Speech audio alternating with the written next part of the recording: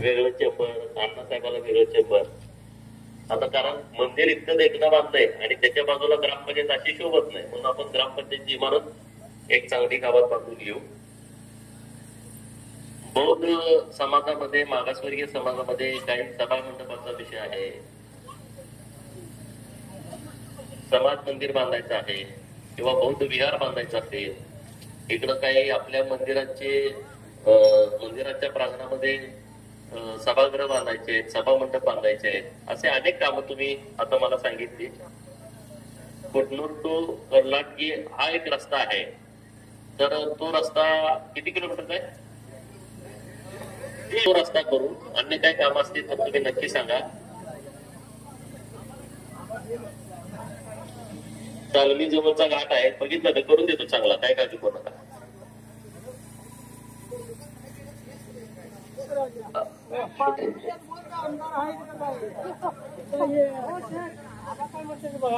त्या गावाला पाणी सोय नाही.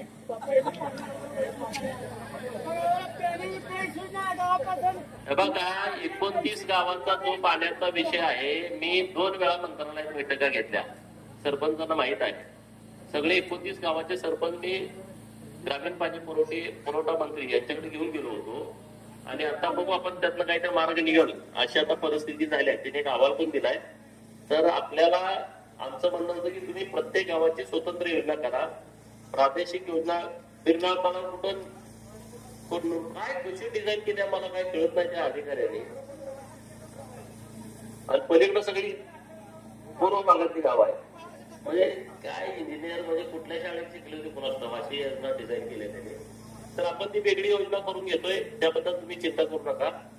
बाकी सगळे जर लक्ष देऊन जरा मत बाहेर कुठल्या की सगळे आणा, एक एक मत आपल्याला महत्वाचं आहे. गावात काही किरकोळ लोक विरोधात त्यांनाही सांगा समजावून की प्रवाह यायला पाहिजे. आपल्याला एक पण मत बुडवून चालणार नाही, महायुतीसाठी आपल्यासाठी खूप महत्वाचं आहे. तर तुम्ही सगळेजण ताकदीनं ही निवडणूक पार पाडा. गावात तुम्ही सांगाल ती कामं मी करून देतो, त्याबद्दल तुम्ही चिंता करू नका. सांगाल ती कामं 5 वर्ष जर मला संधी मिळाली ना तर 5 वर्षामध्ये बरीच कामं आपण राज्य सरकारच्या माध्यमातून करू शकतोय. राज्यात महायुतीचं सरकार येणार आहे हे तर नक्की आहे ना, तुम्हाला माहित आहे. त्यामुळे सरकार आल्यानंतर मग तुम्ही मला जर इथं आमदार केलं, निधीचं काय 5 वर्षात मी सगळा बॅकलॉग भरून काढतो.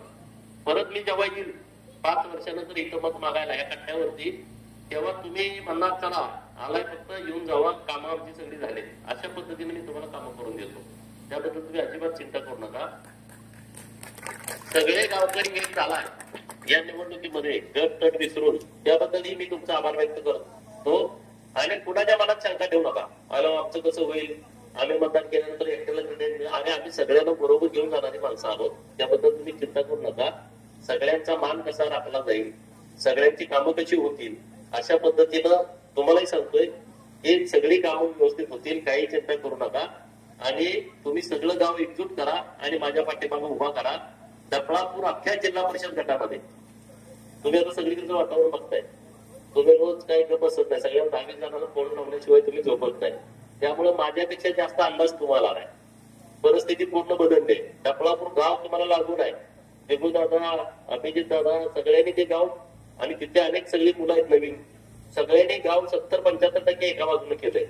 आता डफळापूर 75% झाल्यानंतर जत तालुक्याचा निकाल काय लागणार आहे हे तुम्हाला कळतंय. बिळूरमध्ये तीच परिस्थिती आहे. त्यामुळे खूप चांगलं वातावरण आहे. एवढंच या निमित्तानं बोलतो, आमचा मान सन्मान सत्कार केला. खरं तर गाव खूप चांगला आहे, चौक खूप चांगला तुम्ही केलाय. तर त्यामध्ये आपल्याला काय आणि शोभा वाढवता येते काय, त्यासाठी मी काम करेन, त्याबद्दल तुम्ही अजिबात चिंता करू नका. एवढं बोलतो आणि थांबतो.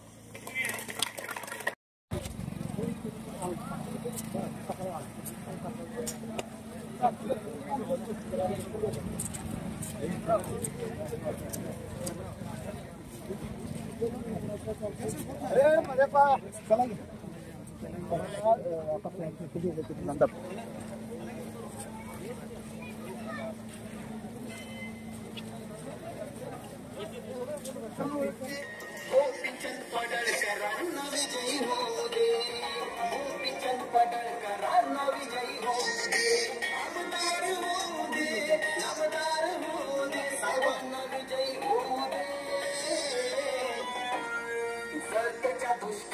गावाचा कलंक जाऊ दे, गोपीचंद पडळकर